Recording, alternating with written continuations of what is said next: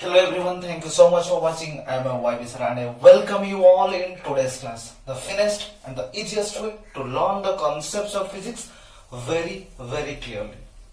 Stay tuned with me so that I will able to clear all the doubts of yours. So let's go to our today's topic of discussion.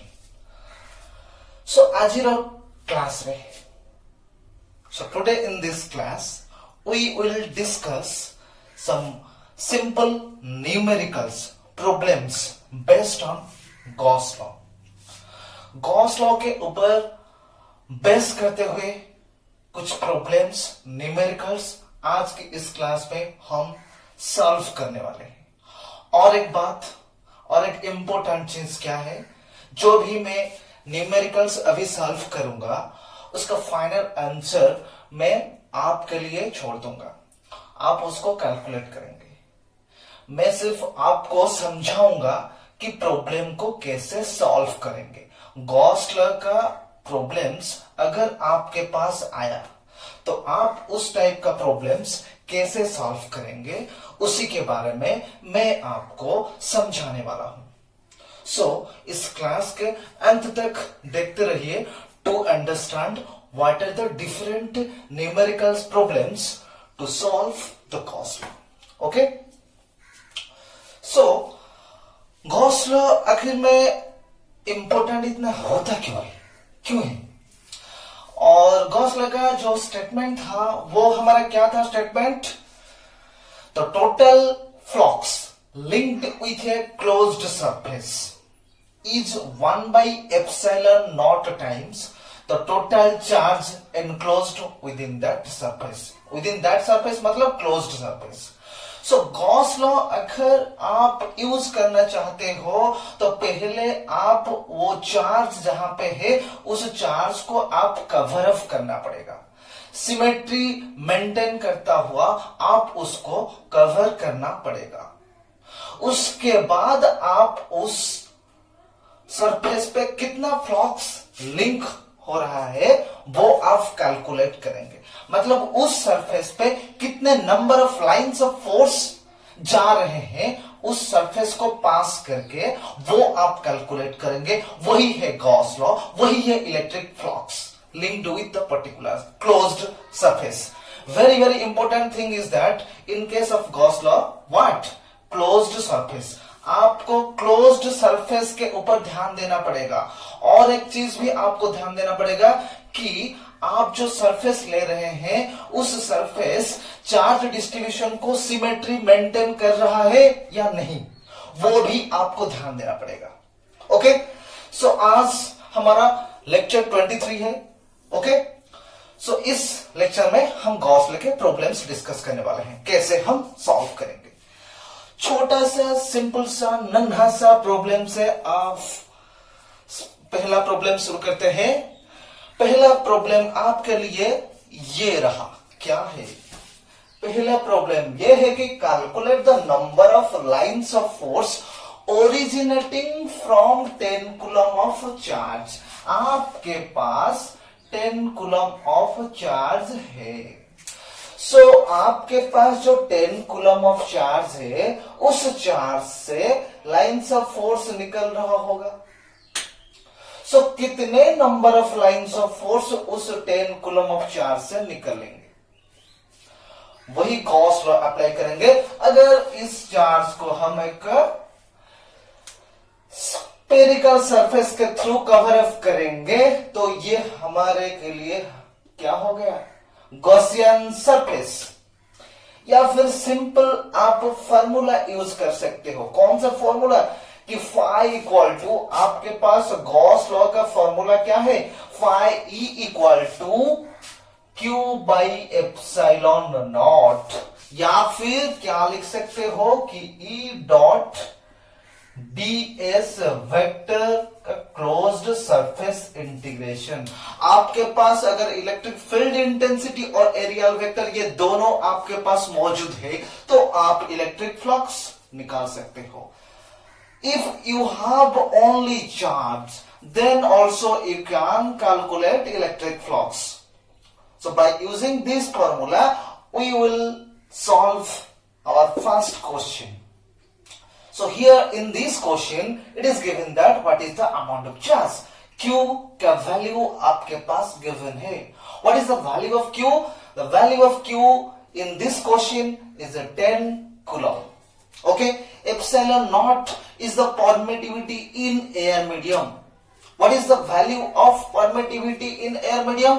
8.854 into 10 to the power minus 12. Okay, so complete हो गया या नहीं? I think मैं already आपको solution बता चुका हूं. अभी तक आपने शुरू कर रहे होंगे या राइट. सो फाइनल आंसर क्या आ गया? फाइनल आंसर आपके पास क्या है? अगर यहाँ पे सॉल्यूशन लिख के ऐसे लिखेंगे गिवन दैट, आपके पास क्या गिवन है? क्यू आपके पास गिवन है, कितना वैल्यू है उसका? 10 कूलम, राइट. ओके, सो अगर क्यू 10 कूलम है तो हम number of lines of force मतलब फ्लक्स. सो फ्लक्स मतलब number of lines of force कितना आएगा? Number of lines of force आप लिख सकते हो, या फिर फाई ई मतलब electric flux. What is the value of electric flux? Q by epsilon not. Q का वैल्यू आपके पास 10 है, एप्सिलॉन नॉट का value 8.854 into 10 to the power minus 12. So if we put all these things and solve this numerical, then what is the final answer? Comment me. Do one thing that जितने भी problems आज मैं solve करने वाला हूं वो सब problems आप एक पेपर पे नोट करके अच्छे से सॉल्व करके फाइनल आंसर लिख के मुझे व्हाट्सएप कर देना, राइट.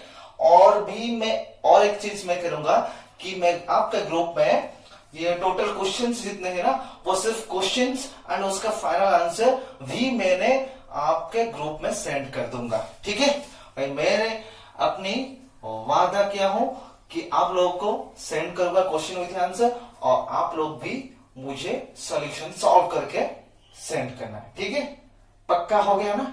ओके, सो ये वाला question clear to, right? I think all of you clear. Okay, next question की तरफ हम बढ़ेंगे, और जो नेक्स्ट क्वेश्चन है वो वेरी वेरी इंपॉर्टेंट होने वाला है.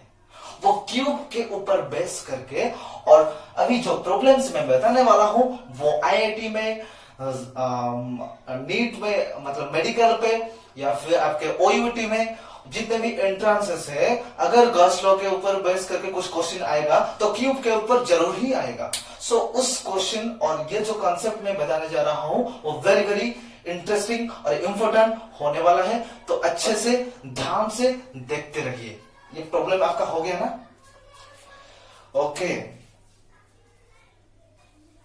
सो नेक्स्ट क्वेश्चन क्या है कि calculate the flux through each face of the cube if the charge Q at its center, at one of its face, at one of its edge, at one of its vertices. So in these four cases, what is the value of flux? In these four cases, what is the value of electric flux linked with each phase? Each phase पे आपका electric flux कितना link होता हुआ नजर आ रहा है.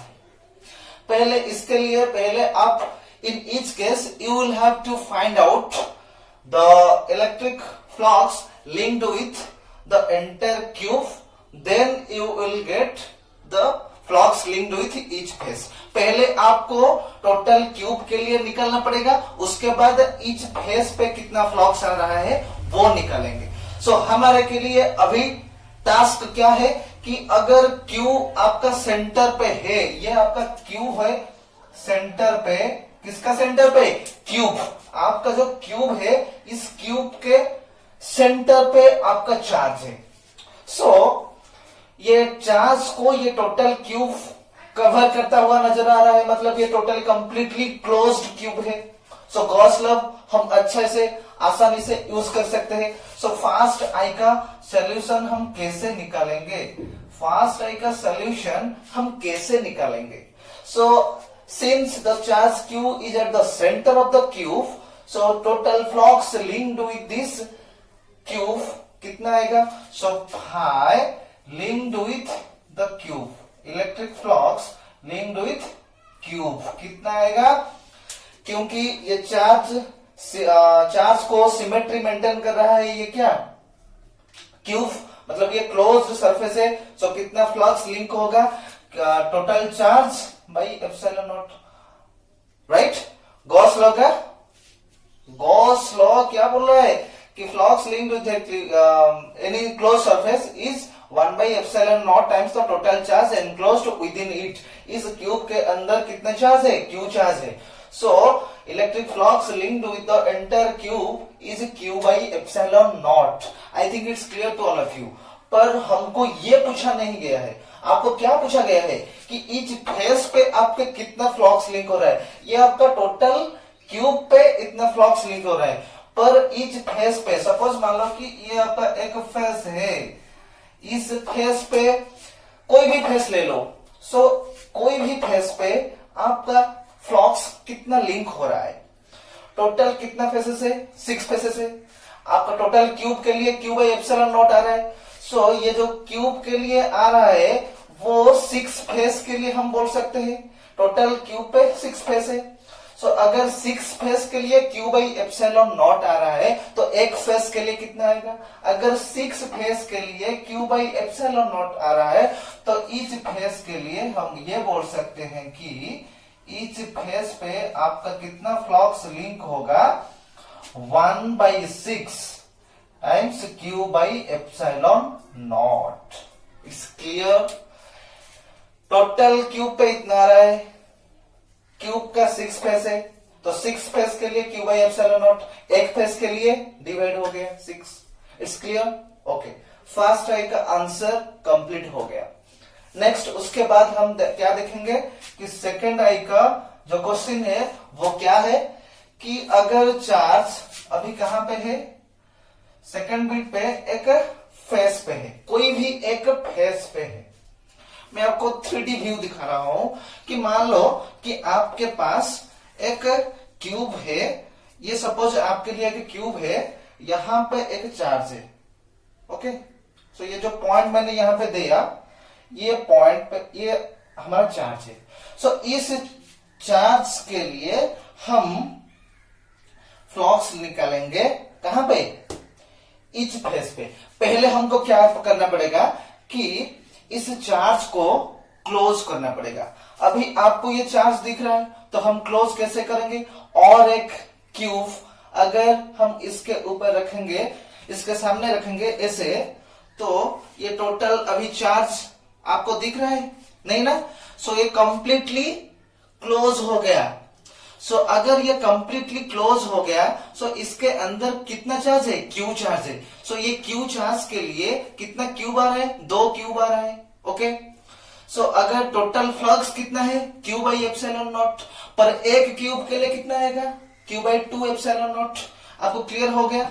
एक face के लिए, सॉरी, आपके यहां पे जो चार्ज था फेस पे, यहां पे लिखा है ना at one of its face.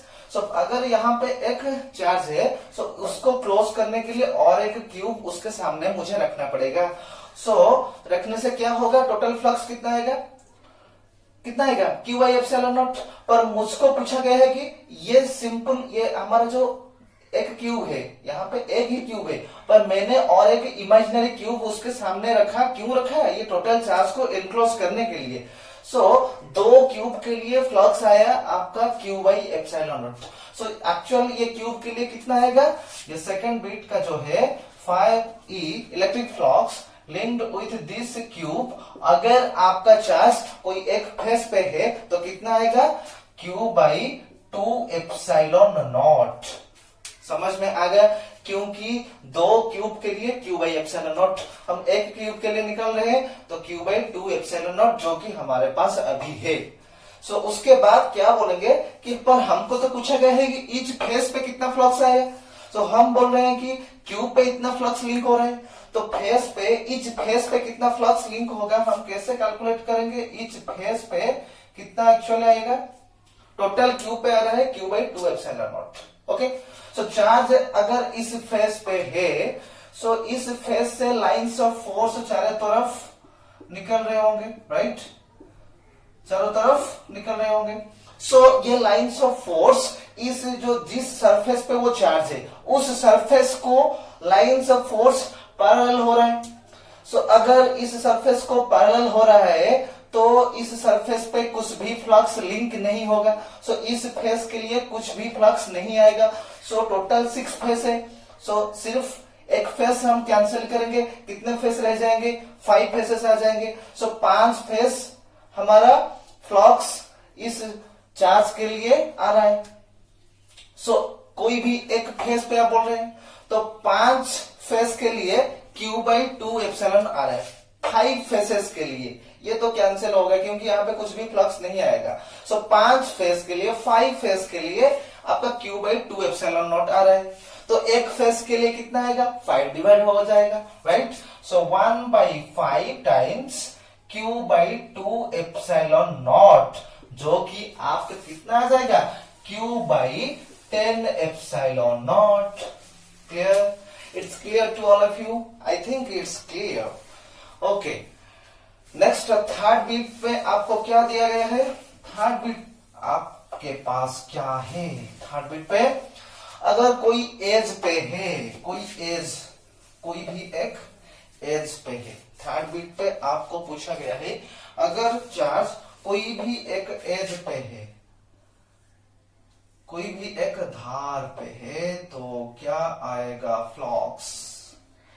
पहले हम क्यूब के लिए निकालेंगे, उसके बाद किस भी एज के लिए, मतलब इस एज का एक सेंटर पे यहां पर, ओके, या फिर कोई भी एज ले लो, सपोज यहां पे, ओके। सो यहां पे अगर चार्ज है, देखो यहां पे मतलब कहां पे, मैं आपको दिखा रहा हूं कि यहां पे इस एज पे यहां पे एक चार्ज है, मैंने पॉइंट दे दिया। सो अगर आपके पास इस एज पे चार्ज है तो क्या करेंगे? फ्लक्स निकालने के लिए इस पॉइंट चार्ज को हम कवर करेंगे। सो इस चार्ज को कवर अप करने के लिए हमको कितना इमेजिनरी, इसके अलावा और कितना इमेजिनरी क्यूब हमको इमेजिन करना पड़ेगा इस पॉइंट चार्ज को कवर अप करने के लिए? कैसे करेंगे? यहां पे एक क्यूब रखेंगे, उसके बाद इसके तरफ भी एक क्यूब रखेंगे, उसके बाद और एक क्यूब रखेंगे, ओके। इमेजिन कर रहे हो ना? यहां पे एक 2 हो गया, यहां पे एक 3 हो गया, 1 2 3, ओके। सो तब जाके आपका ये वाला चार्ज कवर अप हो सकता है। अगर आप ऊपर से देखोगे तो आपको ये नजर आएगा, ऐसा ही नजर आएगा। कैसा? 4 क्यूब से आप ऊपर से देख रहे हो, इसके अंदर चार्ज है जो कि आपको नहीं दिखेगा। सो यहां पे आप ये बोल सकते हो कि टोटल यहां पे कितने क्यूब्स आ गए? 4 क्यूब्स। सो टोटल 4 उस चार्ज क्यू चार्ज, यहां पे क्यू चार्ज है ना। सो ये क्यू चार्ज कितने क्यूब पे लिंक कनेक्टेड है? 4 क्यूब पे। सो फ्लक्स कितना आएगा? Q/ε0। So total charge 4 cube के लिए Q/ε0 है। 4 क्यूब के लिए 4/ε0 है, पर हमारे पास सिर्फ एक ही है। 4 क्यूब के लिए Q/ε0, एक क्यूब के लिए Q/4ε0, ओके। सो एक क्यूब के लिए अगर आ रहा है Q/ε0, तो 4 क्यूब के लिए हम ये बोल सकते हैं कि फ्लक्स लिंक्ड विथ क्यूब, ये सिंपल क्यूब के लिए कितना आएगा कि Q/4ε0। क्यू 4 डिवाइड हुआ, आपको समझ में आ गया या नहीं? क्योंकि इस चार्ज को कवर अप करने के लिए टोटल 4 क्यूब हमको जरूरत पड़ेगा। सो पर हमारे पास एक ही क्यूब है, सो एक ही क्यूब के लिए कितना आएगा? Q/4ε0। इस क्लियर? पर क्यूब के लिए निकालिए हम, पर हमको क्या करना है? फेस पे कितना फ्लक्स आ रहा है, फेस पे, ईच फेस पे कितना फ्लक्स आ रहा है, ईच फेस पे कितना आ रहा है। यहां पे भी आप लिख सकते हो कि each face, okay. So each face अगर हम लिखेंगे तो आपको एक चीज ध्यान देना पड़ेगा, ये जो एज है कितने सरफेस पे, ये जो एज है वो इस क्यूब का कितने फेस का कॉमन फेस है। ये एज आपका ये फेस पे कॉमन है, राइट। ये वाला फेस पे भी कॉमन है। सो ये दोनों फेस को हम नेग्लेक्ट करेंगे क्योंकि ये पैरेलल होगा, तो इस दोनों फेस पे आपका कोई भी फ्लक्स लिंक नहीं होगा। सो यहाँ पे टोटल क्यूब पे 6 फेसेस है, 6 फेसेस में से ये दोनों फेस में फ्लक्स लिंक नहीं होगा। सो कितने फेस आपके पास बच गए? 4 फेस। सो 4 फेस के लिए Q by 4 epsilon not, 4 cube के लिए क्यू बाई 4 एप्सिलॉन नॉट। सो एक फेस के लिए, 4 फेस के लिए क्यू बाई एप्सिलॉन नॉट। सो एक फेस के लिए divide by 4, right? So Q by 4 epsilon not. जब आप इच फेस के लिए निकाल रहे होंगे तो क्या लिखेंगे कि क्यू बाई आपके पास आ गया 4 इंटू 4 कितना? 16 एप्सिलॉन नॉट। क्लियर? क्लियर हो गया? ये दोनों फेस हम कंसीडर नहीं करेंगे तो आपके पास 4 फेस ही बचा जाएगा। सो ये टोटल क्यूब में 4 फेस में क्यू बाई 4 एप्सिलॉन नॉट आ रहा है। सो एक फेस पे कितना आएगा? 1/4 हो गया। सो 4 into 4 is 16। It's clear? Next last वाला क्वेश्चन जो है वो भी बहुत ही मजेदार और इंटरेस्टिंग है। अब उसको ये चारों बिट्स को आप इमेजिन करके समझना है। अगर आप इमेजिन नहीं करेंगे, अगर आप आपके समझ में नहीं आएगा तो बहुत ही तकलीफ होगा आगे जो प्रॉब्लम्स हम करने वाले हैं। So try to clear this things. Okay, so देख लो थर्ड बिट कैसे हुआ।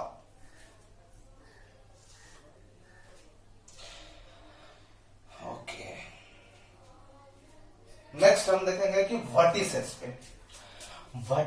पे कितना आएगा।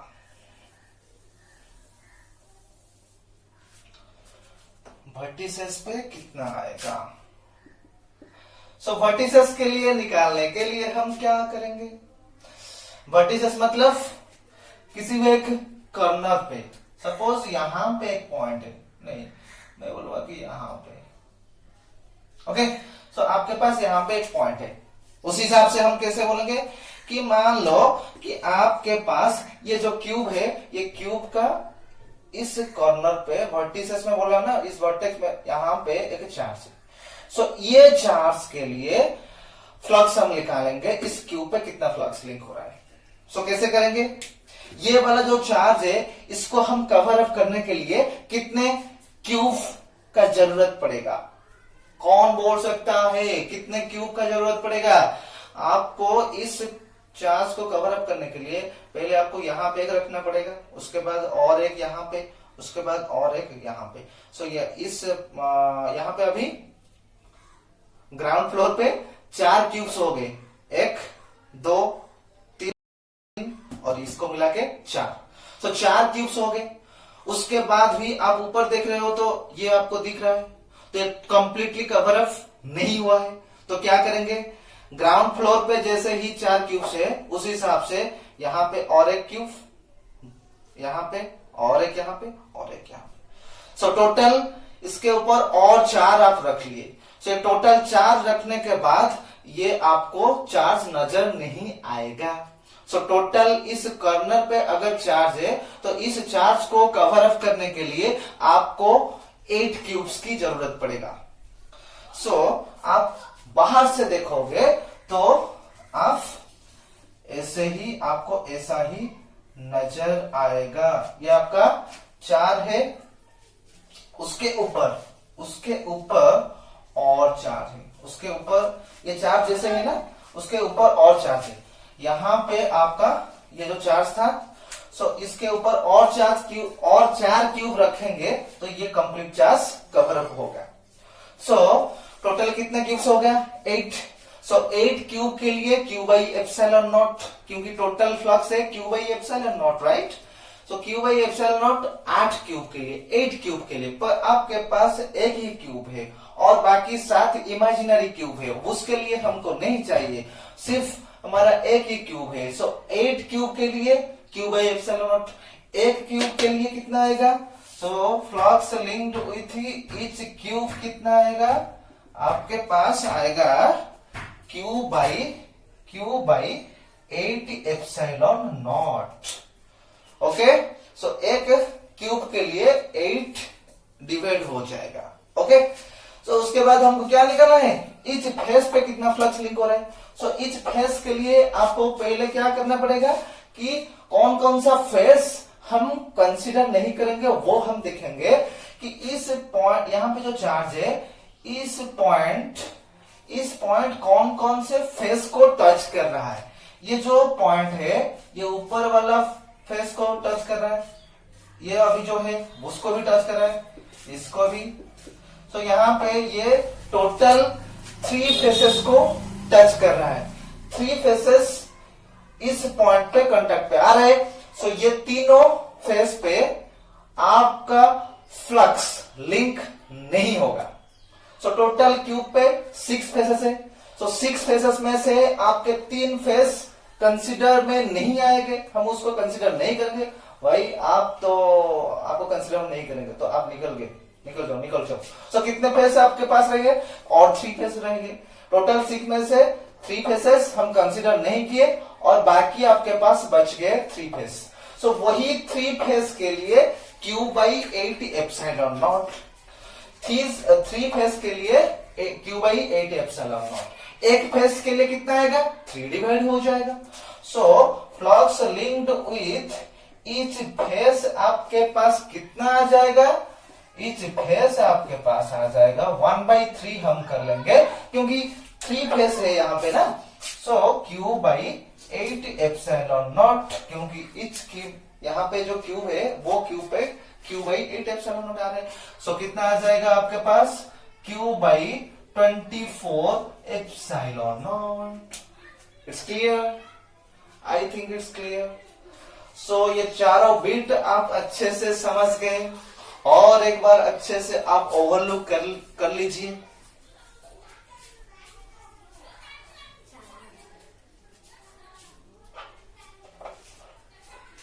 ओके, सो नेक्स्ट क्वेश्चन आपके पास क्या है कि ये आपका कोऑर्डिनेट सिस्टम है। सो कोऑर्डिनेट सिस्टम पे आपका एक क्यूब रखा गया है, जिस क्यूब का इच साइड सेम है, तो जो कि ए है। ए कितना है, 0.1 मीटर है। सो क्यूब का इच साइड इज 0.1 मीटर, और जो क्यूब आपके पास है वो ओरिजिन से ए डिस्टेंस पर है।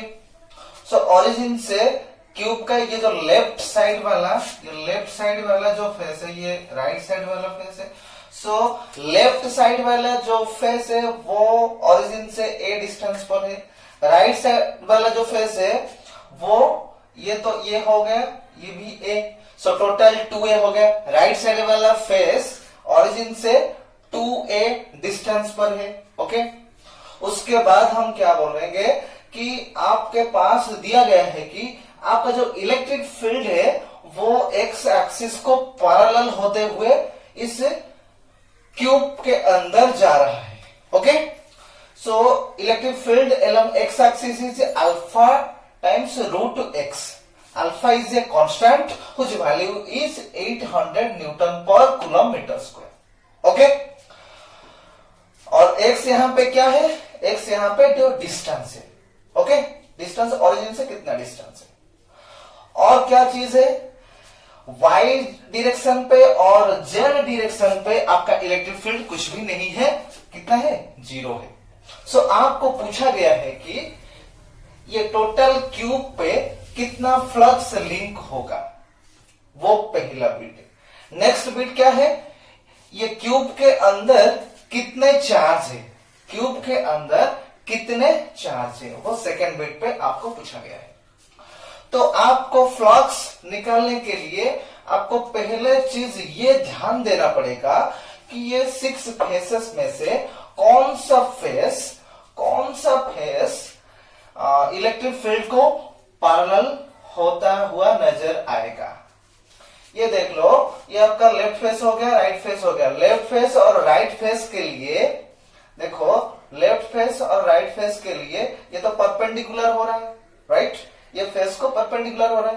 पर ये जो ऊपर वाला फेस है, अपर फेस, और ये आपका नीचे वाला फेस, नीचे, नीचे वाला फेस, अपर फेस या नीचे वाला फेस, और ये आपके सामने वाला जो फ्रंट फेस है ये आपका फ्रंट फेस हो गया, उसके बैक साइड में बैक साइड वाला फेस हो गया। अच्छे से इमेजिन करो, ये अपर फेस और नीचे वाला जो फेस है ये दोनों फेस के लिए इलेक्ट्रिक फील्ड पैरेलल हो रहा है, तो सरफेस को पैरेलल होगा, मतलब ऐसे ही जा रहा है, मतलब इलेक्ट्रिक लाइन्स ऑफ फोर्स सिर्फ इसके अंदर नहीं, ये टोटल क्यूब के अंदर जा रहा है। यहाँ पे एक ही लाइन नहीं है, बहुत सारे इलेक्ट्रिक लाइन्स ऑफ फोर्स है जो कि अपर सरफेस और नीचे वाला जो सरफेस है उस सरफेस के ऊपर जा रहे हैं। अगर सरफेस को पैरेलल हो रहा है तो उस फेस पे कोई भी फ्लक्स लिंक नहीं होगा।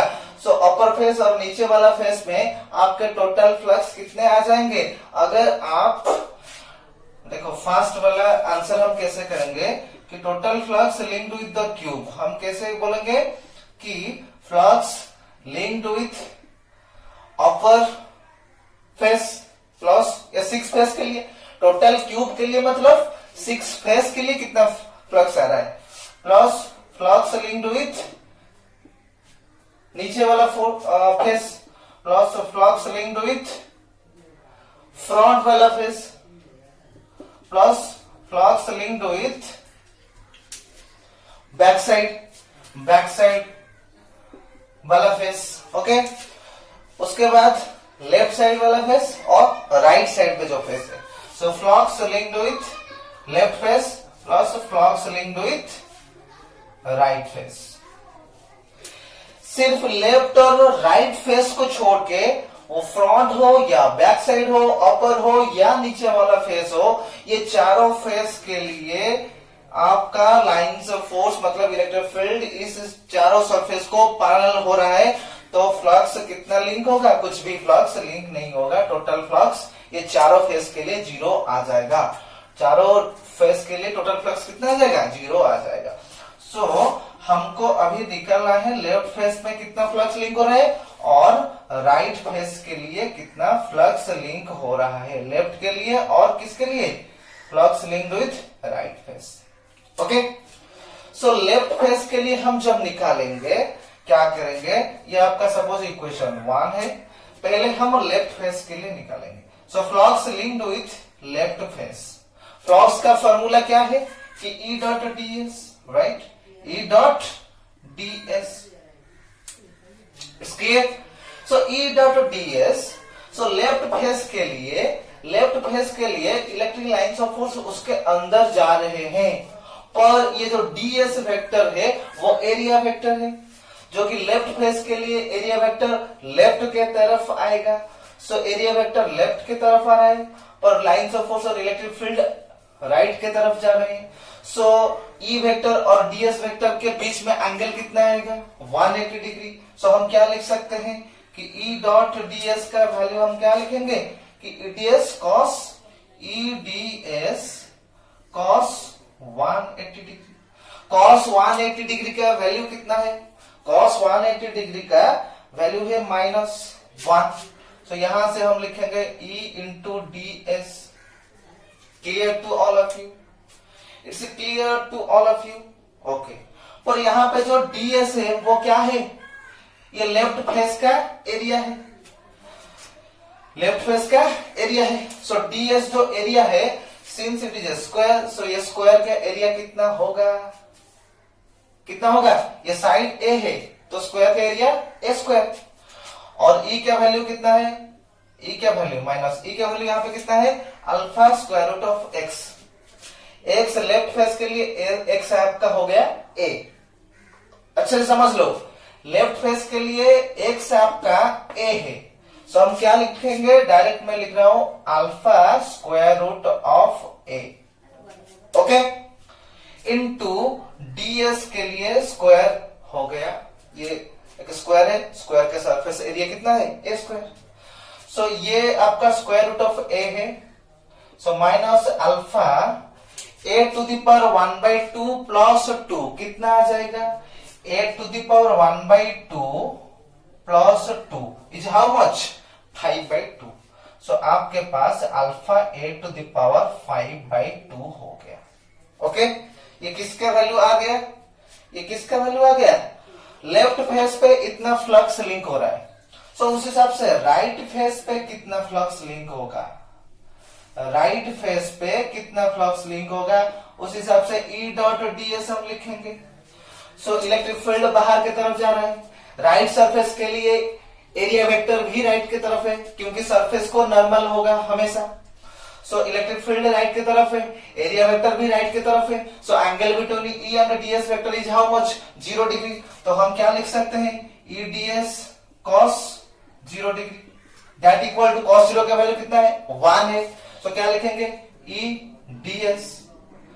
सो उस हिसाब से क्या लिखेंगे, E का वैल्यू कितना लिखेंगे, alpha square root of x, पर x राइट फेस के लिए x कितना है, 2a है, कंप्लीटली राइट फेस के लिए ओरिजिन से वो 2a डिस्टेंस पर है। So in place of x what we can write, 2a। So alpha 2a to the power 1/2 into area कितना होगा राइट फेस का, स्क्वायर है तो a स्क्वायर आ जाएगा। ओके, सो अल्फा रह गया और √2 रह गया, ये a to the power 1/2 into a to the power 2। So कितना आएगा, a to the power 5/2। Okay, so left face के लिए आ गया, राइट फेस के लिए भी कंप्लीट हो गया। सो टोटल फ्लक्स कितना होगा, total flux linked with the cube कितना आ जाएगा, लेफ्ट फेस के लिए प्लस राइट फेस के लिए। आप क्या लिख सकते हैं कि alpha a to the power 5/2 अगर आप कॉमन ले जाएंगे तो यहाँ पे सिर्फ आपके पास -1 रह जाएगा और यहाँ पे √2 ही बच जाएगा। सो √2 -1 और a का वैल्यू आप 0.1 यूज करेंगे तो फाइनल आंसर कितना आएगा वो आप कैलकुलेट करेंगे। सेकेंड बिट पे आपको क्या, क्यू चार्ज आपको पूछा गया है, चार्ज आप निकालेंगे बी के लिए। बी का आंसर कैसे होगा, आपको पता है total flux linked with the cube equal to कितना आएगा, Q by epsilon naught, Q inside by epsilon naught. So आपको पूछा गया है कि क्यू इनसाइड कितना आएगा, यहां से क्यू इनसाइड कितना आएगा, क्यू इनसाइड आप यहां से लिख सकते हो कि टोटल फ्लक्स क्यू पे कितना है इंटू एप्सिलॉन नॉट, मल्टीप्लाई कर लेंगे। यहां से आपका टोटल फ्लक्स निकल गया होगा। सो उसके साथ एप्सिलॉन नॉट अगर आप मल्टीप्लाई करेंगे तो टोटल क्यूब पे कितना चार्ज है वो आप कैलकुलेट कर सकते हैं। क्लियर? अब अच्छे से और एक बार ओवरलुक कर लीजिए।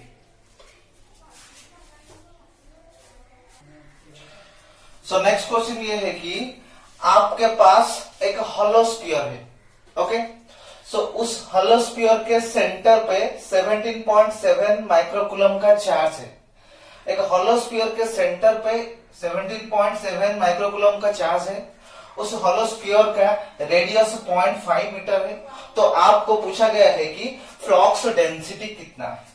फ्लक्स डेंसिटी निकालने के लिए पहले आपको निकालना पड़ेगा इस सरफेस पे कितना फ्लक्स लिंक हो रहा है, उसके बाद फ्लक्स डेंसिटी हम निकालेंगे।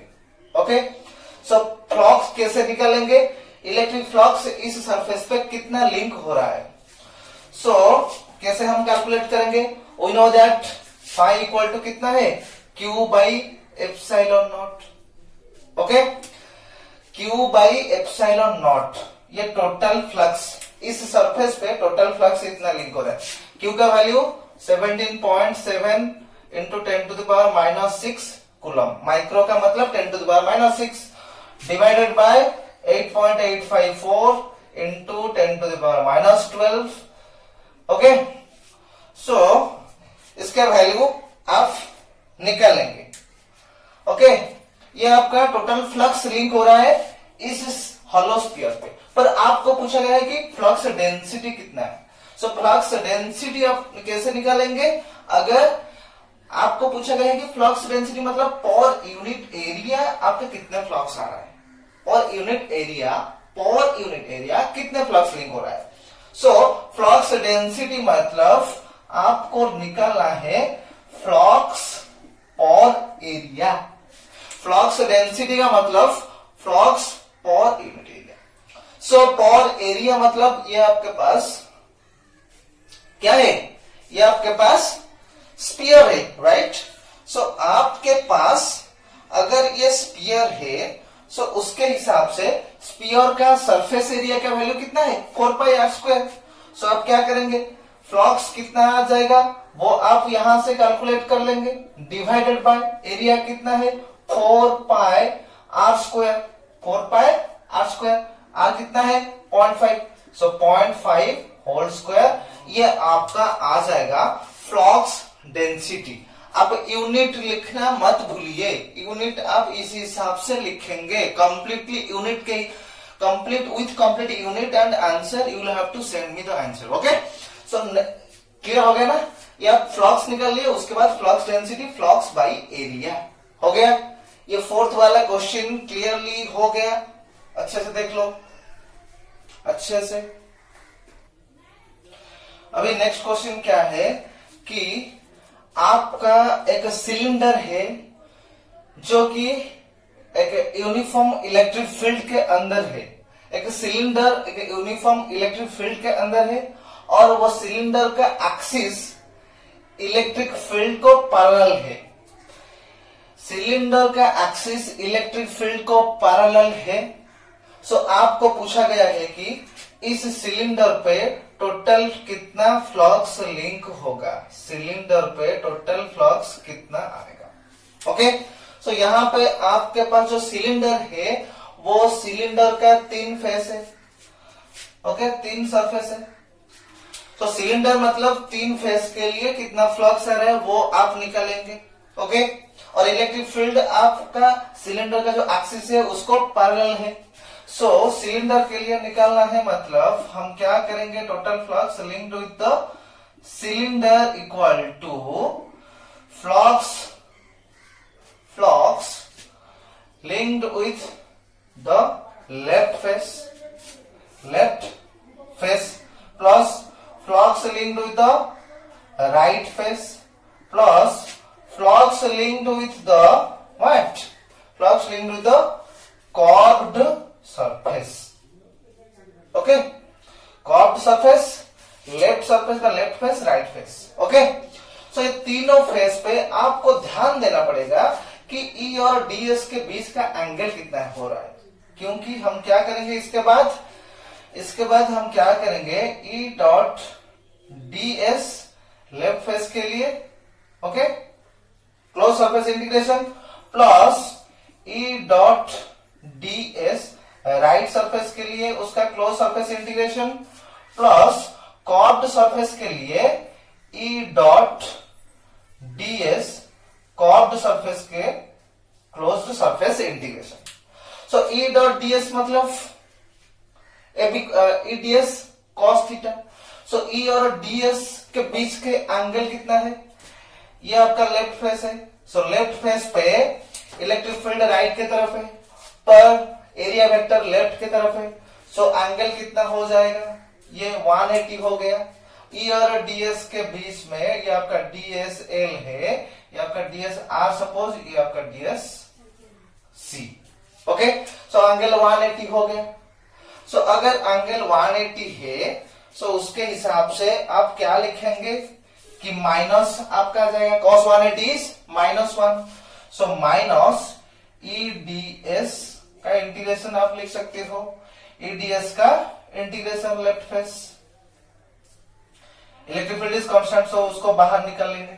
ओके, प्लस डीएस आर के लिए एरिया वेक्टर जिस तरफ है इलेक्ट्रिक फील्ड उसी के तरफ है। So angle between DS R and electric field is 0 degree, cos 0 is 1। So हम क्या लिखेंगे, ई डीएस आर का क्लोज्ड सरफेस इंटीग्रेशन प्लस यहां पे कर्व्ड सरफेस के लिए इलेक्ट्रिक फील्ड पैरेलल है एक्सिस को और एरिया वेक्टर ये कर्व्ड सरफेस को कर्व्ड सरफेस के ऊपर की तरफ आएगा, क्योंकि हमेशा areal vector is outward normal to the surface. So surface vector और एरिया वेक्टर और इलेक्ट्रिक फील्ड के बीच में एंगल कितना है, 90 डिग्री है। cos 90 इज 0 से टोटल टर्म 0 हो जाएगा और आपके पास ये दोनों टर्म्स बच गए। पर ये जो लेफ्ट वाला फेस और राइट वाला फेस दोनों फेस सेम है, सो आप क्या लिख सकते हैं कि ये सिर्फ आपके पास ds इंटू ds आ गया। ओके, सिंस यहाँ पे आप ये लिखोगे since dsl equal to dsr equal to ds, so उस हिसाब से मैंने ये लिख लिया। देखो ये दोनों टर्म्स इक्वल एंड अपोजिट है, सो उसके हिसाब से हम क्या करेंगे, ये दोनों कैंसिल हो जाएंगे। अगर हम ऐड करेंगे टोटल कितना आ जाएगा, 0 आ जाएगा। So total flux linked with the cylinder कितना आ गया, total flux linked with the cylinder equal to 0 आपके पास आ गया। It's clear to all of you. आज हमने जो 5 प्रॉब्लम सॉल्व किए वो आप अच्छे से सॉल्व करके मुझे व्हाट्सएप कर देना, और ये आज का क्लास कैसा लगा आप कमेंट में कमेंट करना मत भूलिए। सो आज के लिए बस उतना ही। Thank you very much.